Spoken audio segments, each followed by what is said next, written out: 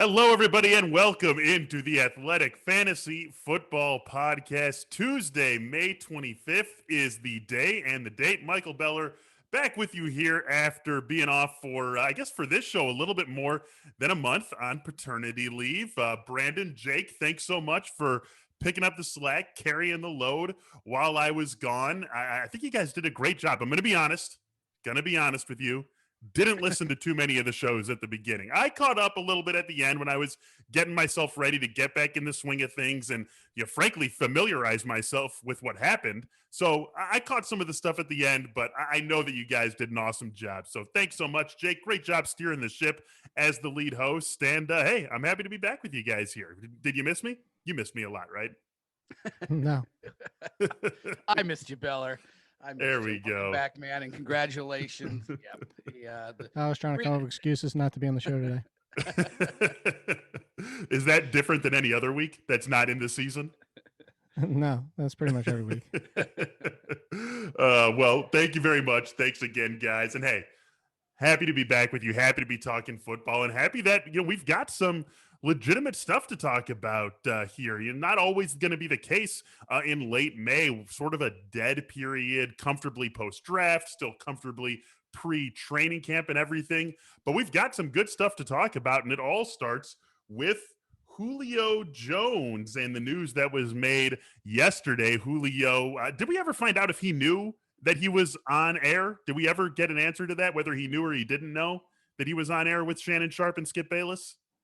No, I don't think we did. And it's funny you said that because I tweeted about it yesterday. It's like, this seems kind of a trust situation with Sharpe. Like, like that would, if I'm a player, I'd be pretty annoyed. And like, just not even Julio, like of any player. I wouldn't want to talk to him if you didn't tell me beforehand. Now, of course, there's a lot of people that are saying, like, how do you have something like that happen and you don't know? But Sharpe kept saying, thanks for calling me back, even though he was the one who called him. And it was just weird. It's just, we haven't gotten an answer. And I guess for the fact that Julio hasn't said anything, I guess he kind of knew. But at the same time, it did seem weird. I think if you're floating stuff in the world of Shannon Sharpe and Skip Bayless, you know what possibly could happen. Know what you're getting into. And you only have the man in the mirror to blame if anything gets out. Man, well, let's dig into what he actually said. Right, he's out of there. He's out of Atlanta, according to Julio Jones. Obviously, things have to come together for that to actually end up happening. But let's take him at his word, and let's say it does happen. This is going to be a major piece, real life and fantasy, on the move, going somewhere, changing the fortunes of the team he goes to and the team that he leaves behind. What are the best realistic fits? Where could Julio go realistically that we would love to see him go? Julio's going to be fine wherever he goes, but where's the situation best for him and best for the players around him? Don't go to Tennessee. I'll be pissed if he goes to Tennessee. It ruined my Josh Reynolds. But no, and it ruins everything, honestly. Tennessee, like we had this discussion last year, and this isn't like a victory lap situation because it could have skewed the other direction. Corey Davis could have been the one left out. But the argument that Brandon and I kept having last year is there's just not enough in that offense. I don't want somebody taking away, and this is now, I don't want him taking away from A.J. Brown. It's not that I don't want him taking away from Josh Reynolds because, tongue in cheek, as much as I like Josh Reynolds for that opportunity, let's be real about what he'd be with Julio, but it would just ruin A.J. Brown. Like, you're going to ruin something. And so I think if you're talking purely fantasy-wise, send him to Indianapolis. I don't know if they can make that work. That's the biggest thing is the contract, and I think that's why we hear a lot of the Patriots. And I know he said that he wants to play there, which is just why, but whatever it might be. But I think if you're looking, we're kind of taking in realistic situations and also plausible, like I guess for cap situation wise, that doesn't seem like a whole lot of more. Maybe Las Vegas, but again, I don't know what their cap situation of them being able to squeeze it in there. But you're looking for a potential opening at number one, but also that doesn't destroy the rest of the value of somebody else. Yeah, I actually was thinking, and you wouldn't say he's a slam dunk number one, but the Chargers, I think would be a good landing spot. Mike Williams is, he's kind of had a failure to launch as a consistent receiver, whether because of injury, because of, up and down targets and the nature of his game. But I would like a Keenan Allen, Julio Jones passing offense with Justin Herbert in year two. I could get there.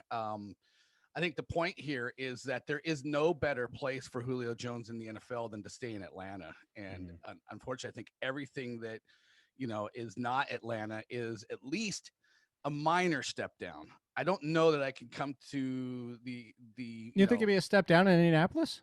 I do. Yeah. I mean, with See, I don't. well, first of all, I just think because Atlanta's defense, I don't expect to be good. Matt Ryan familiarity. I think Matt Ryan's a better quarterback. I think just there's adjustment periods that'll happen no matter where he goes. And I just think there's a comfort level. There's the perfect environment. This has been one of the most pass rich offenses for years now.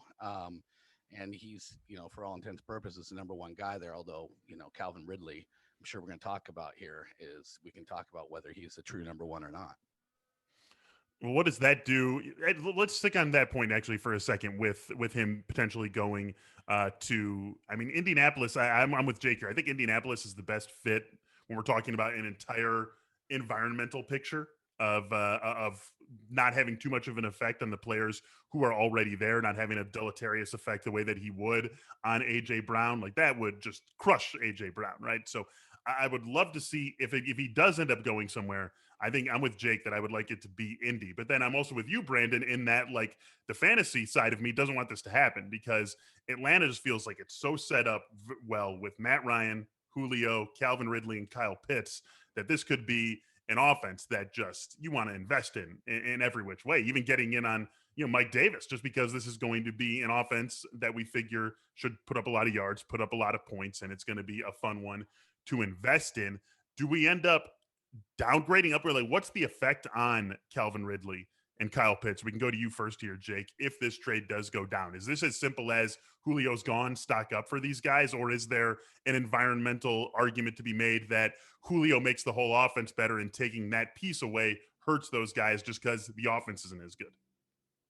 No, it's Calvin Ridley. We've already seen the numbers without Julio Jones and that they go up. We had them. But the good thing is that while Julio Jones is out there, they're still great. Like Calvin Ridley's Calvin Ridley at this point. You could argue that, whether or not you see them talent disparity, whatever it might be, like Calvin Ridley's now slightly stepped in front of Julio Jones. Whether it's because of health, whether it's because of this point of his career, whether it's because of fit at this point of his career, whatever it might be, Ridley, for fantasy purposes and arguably at this point of their careers, is the number one in Atlanta. So whether or not Julio's there, Calvin Ridley's great. Calvin Ridley's a top 5 wide receiver, and that's not going to change. The rest is Kyle Pitts goes from, hey, I had him in the way too early rankings at number 5. You get no Julio, he could finish 3. He could honestly finish 2. Like, because we're talking about Jamar Chase and with the competition he has. We're talking about Jalen Waddle and competition he has. We talk about Devontae Smith walking to 100-plus targets. And that's where I want to go with it is if there is no Julio, Russell Gage isn't moving much up from his 110 targets from last year, which you already saw without Julio for 9 games or whatever it was.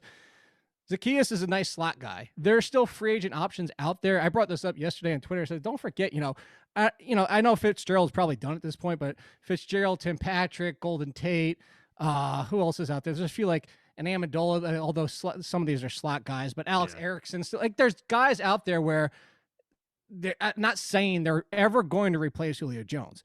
But my tweet yesterday was it's going to be Ridley, Pitts, and company. Like Gage probably repeats what he does last year, but his stock isn't go up because he's Russell Gage. And then you got the rest of them. So Kyle Pitts could easily walk into 100 targets as a rookie, just like potentially Chase, just like Devontae Smith. And in that case, 100 targets, even for a rookie tight end like Kyle Pitts, you're now talking about he's on the heels of Darren Waller at number 2 or George Kittle. Yeah, I'm with you on that. I would wonder if they do end up trading him, maybe they get a wide receiver piece back. Like if it was the Chargers, would the Chargers trade Mike Williams or something like that? But, there'll be guys that get cut, maybe a Jamison Crowder, another slot guy, but, of the ilk of maybe someone who's a summertime cut, maybe. Nando's boy is still out there. D.D. Westbrook is still out there. There you go. I think he was rumored to be maybe talking with the 49ers as well. But yeah, there's somebody that's going to have to be there because look, it's hard. I mean, Calvin Ridley had 143 targets in 15 games, and he's going to get his. But like, how high? I mean, he already was getting almost 10 per game. Like, is he going to go to 15? I don't think so. Kyle Pitts is going to get a lot. But Russell Gage, Olamide Zacchaeus, like, those guys aren't go-to guys. I would be surprised if they didn't bring somebody else in. At any rate, it's still going to be great for Calvin Ridley and Kyle Pitts. You take a look at MFL 10 ADP. You've got Matt Ryan sitting as the QB 13. This is just in MFL 10s that have taken place in the month of May. He's sandwiched in between Joe Burrow and Ryan Tannehill. What happens to Matt Ryan? Brandon, you take this one first. What happens to Matt Ryan should this trade go down and suddenly he doesn't have the guy who he's had for basically their entire careers? Yeah, I have him at QB 15. I think he's right there. You could argue, I think, in that 11 to 16 range, a bunch of different ways there. It's still going to be a high volume passing offense, if not, if not even more, So I don't know. I think not a whole lot changes with Matt Ryan. Like we said, someone's going to step in to kind of replace Julio Jones, and maybe that's a lot more Kyle Pitts, which isn't a bad thing for Matt Ryan. Given his, unique abilities. And we all seem to think that somebody else will come into the picture. So I don't think it'll be a heavy hit for Matt Ryan. I think he stays in that kind of mid-teens area. Yeah. By the way, how hard is it to read a damn sign that I put on my door that don't ring or knock? I mean, I can't make it any freaking bigger. Anyway, look, the fact is Matt Ryan takes a ding. You can't take Julio Jones off any offense and say it's not going to affect the quarterback. So now I think the answer is everybody wants us to have the answers. But I think as of right now, we don't know, because if they only bring back draft capital, like, they get a first round pick and something else. And now we're talking about they do sign a random D.D. Westbrook type off. Now you're talking about an offense led by Calvin Ridley, Pitts, and company. You have to ding Matt Ryan. If they get Mike Williams, not that Mike Williams is anywhere near Julio Jones, but that helps a little bit. Mm-hmm. The problem with Matt Ryan now for fantasy purposes and what we're talking about is that he's in that group of the, Tom Brady had an exceptional passing season last year, but that's the thing is, like, unless you're having an otherworldly almost passing season, when you don't run anymore in these days, you're not finishing as a QB1. Yeah. So Matt Ryan without Julio Jones, I just don't even see the appeal, because he's not going to be a top 10 quarterback. He's not going to be somebody that I even want as my starter. And why do I want a backup who I can find on the waiver wires? Because you can go find the Matt Ryans of the world. I'd rather go and chase and I hate to say it, but I'd rather draft Daniel Jones, because what if Daniel Jones looks like he does 2 years ago, because he's going to run for 500 yards? Mm-hmm. That's the thing. It's like, I want to chase somebody who can finish in the top 10. So Matt Ryan won't be on a single one of my rosters this year. That's with or without Julio, or is that just without Julio? That's without Julio. If Julio doesn't go anywhere and this ends up just being kind of like the Aaron Rodgers situation, all of a sudden, like, Aaron Rodgers is the quarterback, Julio's on his team, Russell Wilson's going, like, all these guys are just there and nobody moves teams. I can still see Matt Ryan as just what Brandon said, kind of like that QB 15. And if I waited and maybe I just got sniped a couple times by waiting too long, maybe I pair Matt Ryan with a Daniel Jones, because now I got the safe option in Matt Ryan, and now I'll take the gamble on somebody like, or even a Jameis Winston with Matt Ryan. All right, prediction time. Week 1, Julio Jones is playing where, Jake? I'm going to go back. I'm going to say Colts. I think the Colts are going for it, man. They need to. They just got Carson Wentz. Go for it. Mm-hmm. I will say the Raiders, because it's just such a John Gruden thing to do. He doesn't see age. He just sees name. He's all about no, I said something yesterday on a podcast. I said that the most Raiders things that feels like to do is to go get Watson. That feels like the Raiders thing to do. Yeah, both. Yeah, right. Exactly. Colts one would be fun, and I think another thing that helps the Colts is how many we've seen it with the 2017 Jaguars, the 2018 Bears, a team that is built on defense. That window can close pretty fast, and obviously the Colts have done some things structurally different after building the defense than the 2018 Bears did, than the 2017 Jaguars. But still, we've seen those teams pop up with one great year with defense and then the window closed. I mean, you could even throw the 49ers in there, and obviously they had mitigating circumstances with all the injuries that they had last season. But we've seen these great defenses have these big years and then fall right off the next season. The Colts have a window clearly here. Julio Jones addresses a major need, and he does so in a big way. So I would really like to see that from fantasy and real life perspectives. Let's get on to Deandre Swift here, guys. Anthony Lynn making a little bit of noise in the fantasy world with our own Chris Burke and Nick Baumgardner. Anthony Lynn had a sit down with those guys, the new Lions coach, talking to our 2 Lions beat writers. And he said that he looks at Jamaal Williams as a, quote, A back, Deandre Swift as a, quote, B back. Now, first, before we actually dig into this, let's be honest about what he meant by that. He didn't mean A equals my number one guy and B equals my number two guy. It's his own personal football speak for what a guy does, what a guy's skill set is, A and B. So it's not as though he was coming out here and saying Jamaal Williams is on top of the depth chart, DeAndre Swift is his compliment. However, he did seem to suggest that this was going to be a situation where both guys had meaningful roles in the offense. And, DeAndre Swift was always going to share something with Jamaal Williams once the Lions made that acquisition. But now we've got the coach on record saying that it could be something akin to an even split or a hot hand situation or whatever the case might be. Jake, you just wrote a column on breakout running backs for the 2021 season. We're not going to get into that here, but we still have our $1 a month subscription plan going, don't we? The deal that still exists. Yep. So get in. You can see Jake's breakout running backs. I mean, what does this do to DeAndre Swift? He's obviously a candidate to be a breakout running back, but how are we feeling about him in relation to the other backs who he's going to be going around with this in mind? Yeah, we talked a little bit about it while you were out, and in my opinion hasn't changed. It's actually DeAndre Swift was one of the ones I got the most pushback on the early ranks because I had him in the mid-teens, and they were, oh my God, you're insane. Have you not seen DeAndre Swift? Meanwhile, what I referenced in the column, and Brandon knows this because he edited it last night, is I had DeAndre Swift in my tier of running backs last year. It was Taylor, Swift, and Dobbins. I just didn't guess I did it in order on like that on purpose again. So, those three, I love the talent. You can love a player and not love a situation. And he's number 3 in the breakouts, just so everybody. So you can break out. You can be excited for Swift, but you can also temper expectations. And when I say temper expectations is because there's a lot that you've seen over the last month, even before this happened, where people are saying, oh, he's going to be RB1. He's going to be inside the top 10. He's so damn good. And they are going to be behind. But all this type of thing is what you just mentioned is the A is the guy who can do it all for Lynn. What that suggests and what we see is the usage similar to Austin Eckler, which Austin Eckler, I mentioned this in the column too, at the beginning of last year, Austin Eckler was getting workhorse treatment. But as soon as he came back and in 2019 to bookend those two, it was a timeshare. And it was a timeshare where Kalen Ballage at the end of last year, despite Kalen Ballage being Kalen Ballage, was still in the field almost 30% of the time.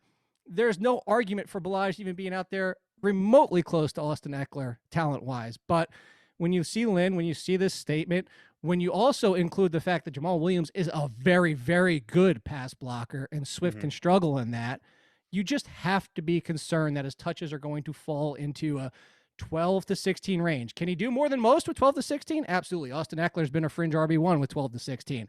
But you can't draft him there ahead of a lot of guys who are going to touching the ball 17 to 20 times a game. And that's really what it comes down to. He can break out, but can also still be, people are going a little bit too crazy for him right now. Yeah, Jamaal Williams' career will be known as just annoying fantasy managers for years. Taking down a lead back in front of him and just towing his value down. And yeah, I think, and Jake, I it's funny. I think you must have said like 3 or 4 times in your write-up on DeAndre Swift. It's not that I don't love him and the talent, it's just, and that's the thing. It's like when you're ranking these guys, most of these guys that you're ranking in front of you, you're going to take in the first round. And the first round is all about eliminating the question marks. You want the most, and there's such there's such a good group of the top, I think through the top 20, it's a really good group of running backs. They're rock solid. So guys that have the most question marks start to fall to the bottom because you want to eliminate that when you're taking such a high investment in these guys. And I'm the same way. I have DeAndre Swift 16 right now at running back. It's not because I don't love him, but because the guys in front of him have way less question marks. This is a whole new regime. There's been some, as Jake mentioned, the usage with Austin Eckler in the past, Jamaal Williams and what he can do, and already kind of talking about him. It's like, yeah, okay, that's enough of a question mark right there that I'm going to take somebody else who I think is very, very close in talent, more path to volume without any question marks in the mix. Well, we didn't even mention who's under center because, the stat that I threw out there. So for Jared Goff's career, 14.1% of his targets to running backs. And that's with Todd Gurley for some time there, and that's with other talents back there. 14.1% for his career. Out of any quarterback who threw the ball at least 100 times, he was 80th in that. For the past 2 seasons, he's 57th, which is dead last. 57th, dead last, targeting running backs 10.8% of the time. And yes, you can argue talent behind him still. We can, but also it's not like he's at 25%. It's 10.8%. Yeah, that's a little bit of an interesting question because it's like Phillip Rivers went from the Chargers to to the Colts and did the same thing he did. But now Goff is going from, McVay's system to somebody else's system. And they may just say, you know what, you're going to have to throw the ball to the running back more. Well, and, plus Perriman and Tyrell Williams might be done by week 5, so he might not have a choice. Right, exactly. And it'll be an interesting. I mean, not to get off topic, but it'll be an interesting thing with Jameis Winston. He's going to be asked to do the same thing. You never threw to the running backs. You're going to have to throw to Alvin Kamara because he's one of our. And yet he still throws more than Jared Goff does. That's what's crazy. Yeah. And that's where you can take this at face value, right? I mean, we could say that anyone who was going to be on the Rams with McVay calling the plays and Robert Woods and Cooper Kupp, that they were going to have maybe a lower percentage of passes thrown to running backs than someone in a different situation. We could try to neutralize for context all till we go blue in the face, but it would be hard to do that. With this extreme of a percentage with Goff that we've seen, I think that's where you can take this and say, even if it's going to change a little bit, it's only going to be a little bit. And so we could see that bite into the value for Deandre Swift. When we talk about ranking them, let's just take a look at how the early market is shaping up. We won't go through all of them. We'll just start here. So DeAndre Swift is, again, 13 among running backs in MFL 10 ADP in the month of May. 10's Austin Eckler, 11's Cam Akers, 12's Joe Mixon, 14 is Najee Harris, 15 is Antonio Gibson, 16 J.K. Dobbins, 17 Miles Sanders. I mean, it sounds like you guys are pushing him down further than where he's at and behind all those guys. All but Sanders. Same for me. Yeah, I'm at 16. I have Sanders at 17. We're going to have to talk about Miles Sanders one of these days. You know what?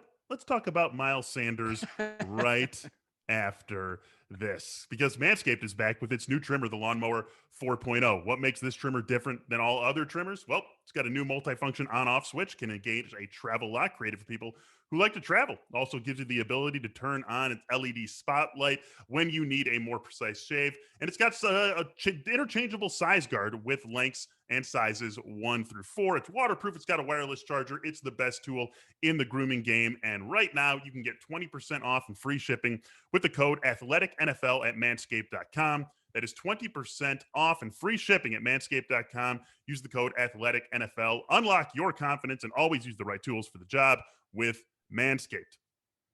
Also, with HelloFresh, you get fresh, pre-measured ingredients and mouth-watering seasonal recipes delivered right to your door.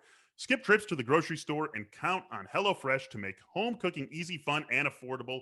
That is why it is America's #1 meal kit. HelloFresh cuts out stressful meal planning and grocery store trips so you can enjoy cooking and get dinner on the table in about 30 minutes or less. HelloFresh has a wide variety of easy, delicious options for all 3 meals of the day and every snack and special treat in between. Have you guys tried HelloFresh by any chance?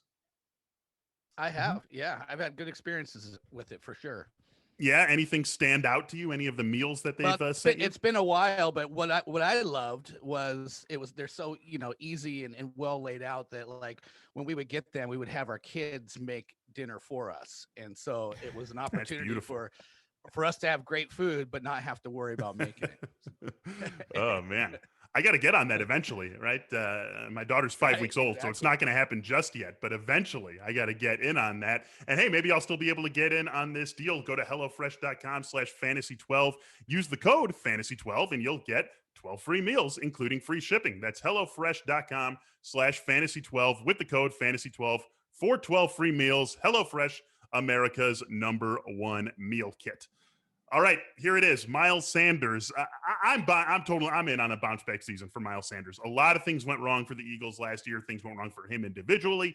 Things went wrong for that team contextually. Just a lot of things went off the rails for that Eagles offense a season ago. I think they can bounce back in a big way with Jalen Hurts as the starter, with Nick Sirianni running the show. And Miles Sanders reportedly loves this Nick Sirianni offense. It makes sense when you look at what Sirianni did with the Colts the last few seasons, Jonathan Taylor, Nyheim Hines. It's easy to see Miles Sanders fitting in that offense. Now, I'm not saying you guys are crazy for having him as RB17. Frankly, both years of his career, he has fallen a little bit short of expectations. But when you come into this season and you look at Miles Sanders, what do you see, Jake? What do you think the reasonable expectations are for him in this new look Philadelphia offense? Well, I'll start and say, yeah, it's easy to say that you're in love with an offense because you don't want to get left out again because you're part of the problem last year. Like, to be honest about it, is you saw Miles Sanders started struggling in the passing game. I don't know that we can put a finger on it. Maybe it was an injury that he's masking. And in that case, maybe we can say, okay, there's more to it. But he was part of the problem. There was a lot that went wrong. You're right.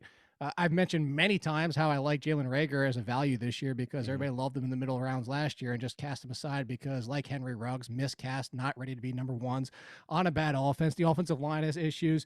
Offensive line is healthy, question mark whether or not that means it's going to bounce right back because that's a lot of pieces that got hurt. So there is. But the one thing that tells me what I am concerned, if you look at Philadelphia and what they have done this offseason, they have done similar to what the Ravens did. They're changing the offense to fit Jalen Hurts. Yep. But the other thing they've done and has told me is they are not confident in Miles Sanders bouncing back in the passing game. And that's my problem. Is he's not involved in the passing game. He's now a lesser version of a Nick Chubb or even a Josh Jacobs because they still have Boston Scott.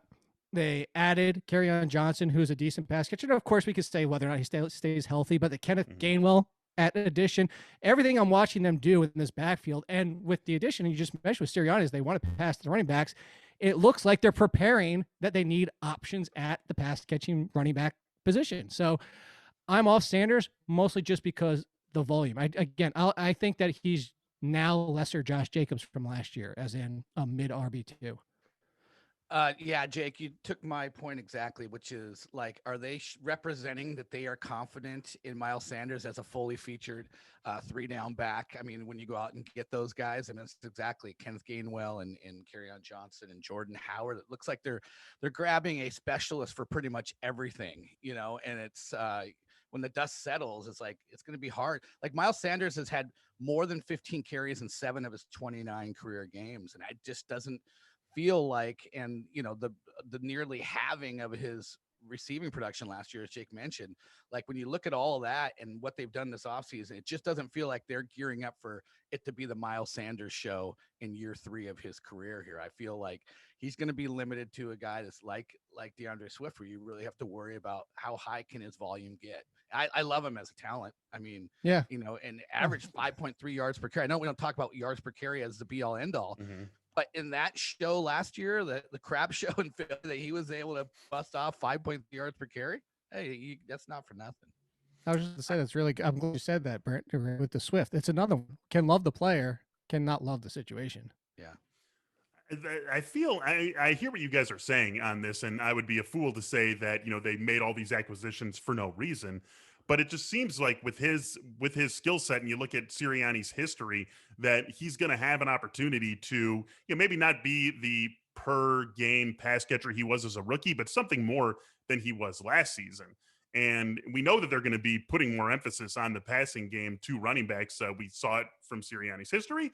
And Lane Johnson himself has come out and said that this offense has more emphasis on the screen game than anything that he's been a part of in Philadelphia. And I mean, I feel like that can still play to his strength, even if they've brought in players who also could play to that strength in Philadelphia. Like Miles Sanders is the guy who, if they want to feature someone, it's going to be him. And so I think he's going to have the opportunity to push other guys out of the rotation, not other guys infringing on him necessarily. Am I crazy for thinking that?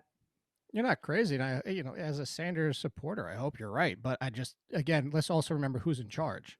And let's remember for how many years did we say with this backfield doesn't ever go with a bell cow. And now, again, maybe Kerryon Johnson's not even there from day one. But as of right now, even before we're talking about the Jason Huntleys and Elijah Holyfields of the world, we're still talking about right now Sanders, Scott, Kerryon Johnson, and Kenneth Gainwell. There are legitimate 4 guys. They're going to have 4 running backs on their opening day roster. And that's just, again, I know Sirianni can do what he can do, but Sirianni is still working in a system where it could be all 4 of them are used every single week. And just that's the thing. Sanders topping out at 16, 17 touches every single week is just going to be maddening. It's going to be one of those. We want more, but we just might not get it.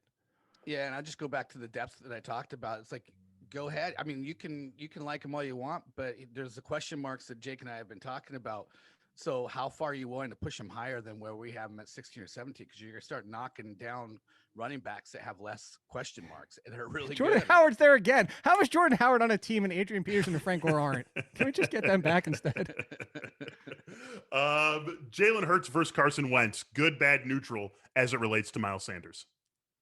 I think anytime you add somebody with that rushing threat to open things up, I would say good, but I would just go back to the offensive. Anything compared to last year's offensive line was going to help anybody back there anyway. But yeah, anytime you add somebody like Hurts who has the Kyler Murray rushing upside and that threat, you're going to open up this is why everybody sneak into the article, which again, you said the $1, you could go see why my number one player is there because the offense he's in, because people wanted the crappy running back that was on that team last year. I'm kind of dancing around it. Brandon smiling. That crappy running back that was going in the 5th or 6th round last year, people wanted only because of the quarterback and the offense he was on. Same. I'm going to put up a poll tied to this podcast, seeing if people can guess who that running back you're referencing is. Obliquely referencing here. I mean, if they've seen the tweets, they One more thing on Miles Sanders here. So again, let's dive into these MFL 10 ADPs. As I said, Miles Sanders 17th. Listed the guys who were above him. The next guy's off the board, just at the running back position here. You got Clyde Edwards-Helaire, RB 18. Then you've got about a round difference before you get to RB 19. You find a glut of guys: Josh Jacobs, David Montgomery, Chris Carson, James Robinson. Fair to put Miles Sanders that far ahead of those guys? Should he be closer to those guys, or any of those guys ahead of him for you, Brandon? Could you get on the Josh Jacobs train ahead of Miles Sanders still, being the foremost Josh Jacobs fan who doesn't have some sort of, I don't know, DNA share with him? Yeah, honestly, I think it's Chris Carson and David Montgomery that you could actually say, because if those guys stay healthy, I mean, I think their path to volume, like big volume, is much better. Mm-hmm. So, like, if those guys stay healthy, I think you could push that. Josh Jacobs is going to have a Kenyon Drake headwind of some sort. Right. But I don't know that Carson and Montgomery have a whole lot of that. So to me, those two of the three would stand out as guys that could push up to Miles Sanders if everything broke right. Yeah, I don't think the gap should be so big. I would actually take Edwards-Helaire before I took Miles Sanders. Mm-hmm. I think he just went from being wildly overdrafted last year to now a value this season. But if you want to put Edwards-Helaire there with Sanders, I don't care. I'm going to go with what Brandon was saying, though. I don't think there should be a gap. And I'm people know this, and you know this, especially Bella. I'm not the biggest Dave Montgomery fan, but Sanders, mm-hmm. Carson, Montgomery, I'd even put Gaskin in that conversation. If all those guys are kind of in a similar group tier of production, I would expect for 2021. Montgomery's going to be an interesting one, and we can talk about him on another show. But, Tariq Cohen was out for all of last season. He'll be back this year. With Tariq Cohen and Justin Fields in the picture, I'm not sure how much of the Montgomery volume that he had last year, which was just immense, sticks around this season, but definitely someone who, when you get into this group of the running back position, has a path to some pretty big volume, even if Tariq Cohen is healthy all year. David Montgomery could have some massive volume. And also, don't forget that the last 6 games against the bottom 8 run defenses in the league. Oh, I remember very well. When I was arguing with people about the Bears screwing up their draft position just so they could sneak in to the playoffs and get the 7th playoff position that shouldn't even exist. Hey, that worked out. I was all ticked off that the Giants went on the win streak. And I was so mad about it. And then the Bears saved them. They actually gave them a first rounder for next year. And it's like, all right, you screwed yourself up. We'll help you next year.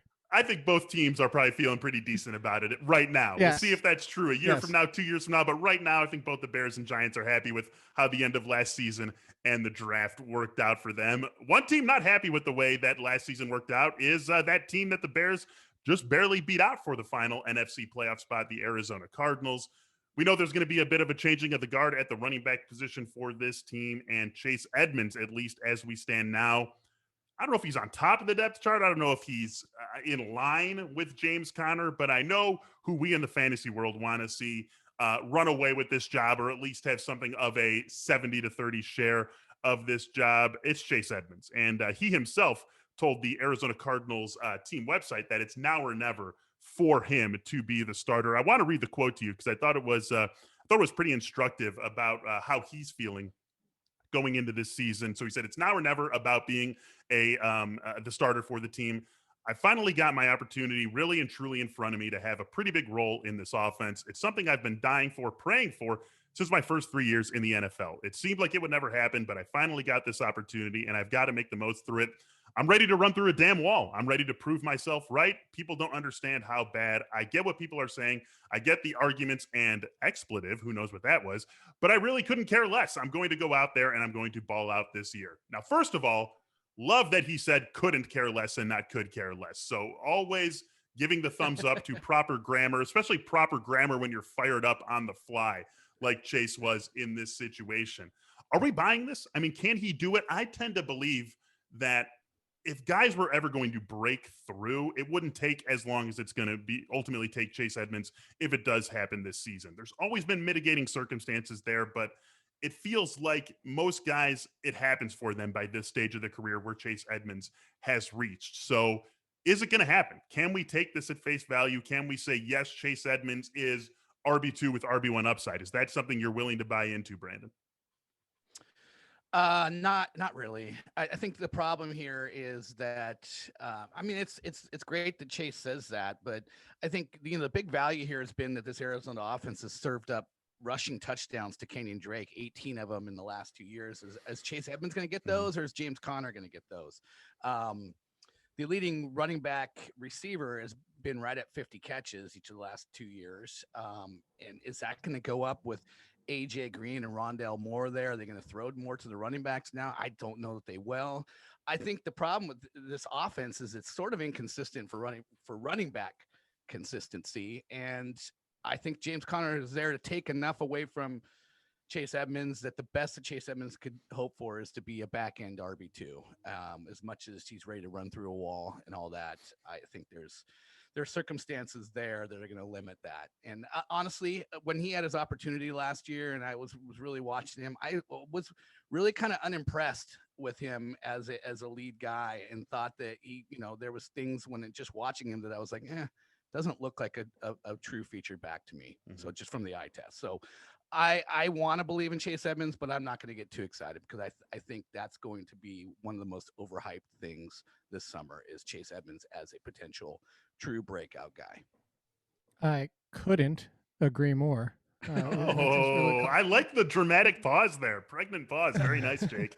The fact is, so there's a twofold situation here. One is, it comes down to injuries, and there's a lot when we see injury optimism and people assume health, and we have to assume health at this point. We're assuming Aaron Rodgers is playing on his situation. We assume health, the people being ready for week one, all that stuff. But with health specifically, it's the inverse here. We're assuming James Conner's not going to play the entire season, and that's why the fantasy community is taking Chase Edmonds where he is. Because if we said right now, May 25th, James Conner is healthy for 16 of the 17 games, nobody's taking Edmonds where he's going because we know it's going to be a timeshare. Because Chase Edmonds is a player. He was underrated coming out of college, but he still has his limitations. If you watch him play as much as I like him.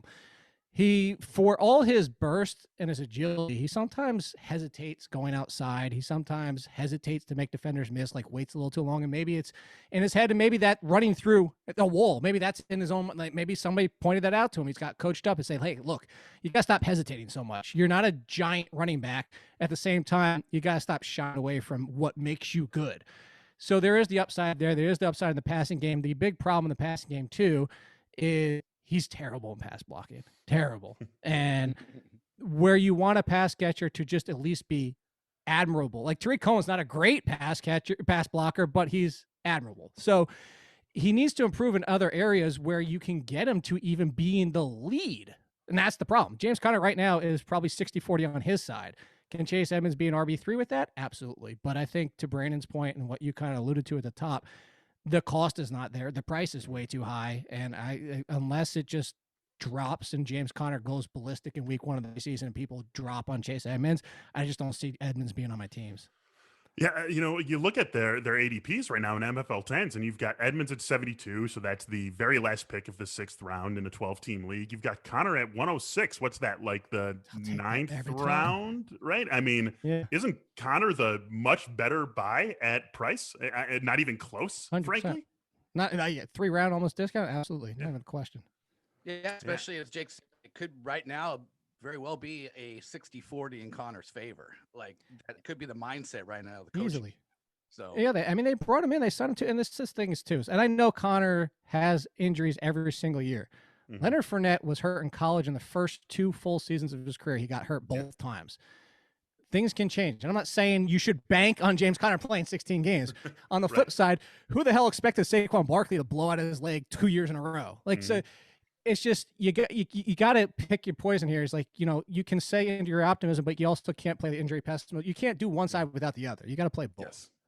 Never predict injuries, whether it is good or bad. Always get you into trouble. Oh, this is Todd Gurley. He's got no knee left. Then right. Yeah, that's a little different. That's a little different. Jake, I hope our buddy Emery Hunt isn't listening to this, because you're down on Chase Edmonds, and I'm going to bring up another player who I was interested or I was intrigued to see in your QB breakouts. But first, let's talk about another one of our partners, BetMGM. Obviously, on the Athletic Fantasy Football Podcast, we've got a little bit of an overlap with the gambling world and with the betting side of the operation here. Go hand in hand, right? So it's very natural for us to want to talk about that on this show. Right now, you can sign up with BetMGM. They're our exclusive betting partner. You'll get a $1,000 risk-free first bet and a free 3-month subscription to The Athletic. All you got to do is sign up at BetMGM.com/TA Fantasy to take advantage of this special offer. BetMGM.com/TA Fantasy. This is for new customers. It is paid out in bonus dollars. Visit BetMGM.com for terms and conditions. All right, we're going to wrap up on something that you wrote last week, Jake, your breakout quarterbacks. Again, you're going through this whole breakout series. Get Jake's column if you're not already an Athletic subscriber. For just $1 a month, go to theathletic.com/fantasyfootballpod to do so. For an award. Nominated. This is an award-nominated series right here. We're going to talk about the breakout quarterbacks. I'm just going to say 3 of them off the top. Jalen Hurts, Joe Burrow, Tua Tagovailoa. I would love to talk about them. We're already about 41 minutes deep in this episode. We don't have time to talk about them. And those guys, they sort of speak for themselves why they are breakout candidates. Daniel Jones and Sam Darnold are the other 2 guys in this column. And yeah, I know you have Sam Darnold 5th. He's down. That's the one I was hinting at with our boy Emery Hunt.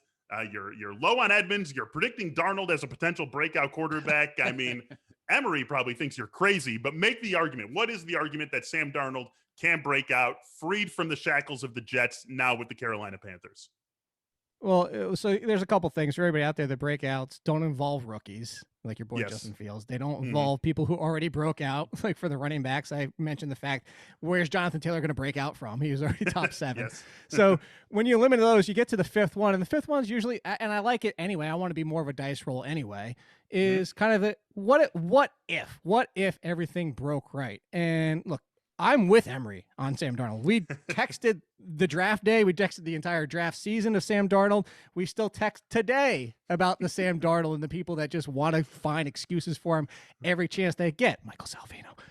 Just so you know, when it comes down to Sam Darnold, if there's a situation he's going to finally succeed in, similar to Ryan Tannehill, similar like Ryan Fitzpatrick in a different aspect, but more so Ryan Tannehill, is you put him with Matt Rule, you put him with Joe Brady, you put him with 2 coaches who just made Teddy Bridgewater fantasy relevant. And that's what we're talking about here. Sam Darnold doesn't need to go out there and throw for 4,500 yards and 30 touchdowns and justify being the number 1 pick. But you look at what he can do with the offense that's built around with Christian McCaffrey, with Robbie Anderson and DJ Moore, and the addition of Terrace Marshall, who brings another great receiver for him. And this team can go out here, the Carolina Panthers can say, look, there's signs. There's signs when you talk about his on-target percentage when he's had opportunities. There's signs from 2 years ago when he had opportunities. And there's a whole to your performance talent so far in the NFL. But if you put him in a scenario, you just saw what Teddy did, and you could say Sam Darnold could finish as QB 15, 16. Not super exciting, but somebody that's a breakout for Sam Darnold. He was QB 28. So that's really what it comes down to. It's just really the situation, and they're going to do everything they can to make it work. I just marvel at how did Teddy Bridgewater produce 3 top 25 wide receivers throwing for 3,700 yards and 15 touchdowns? That just boggles my mind.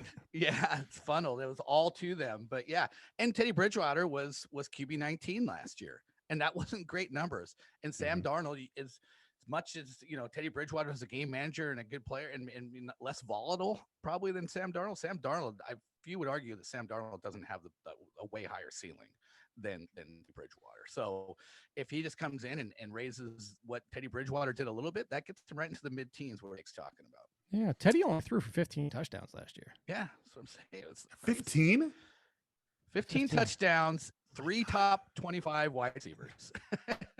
that was with throwing I mean, they Samuel and DJ Moore got, right, that some did some damage on the ground, but that's nuts. 15 touchdowns. That 15 is touchdowns. Man, I would talk about things that you forget. How many Daniel Jones threw for?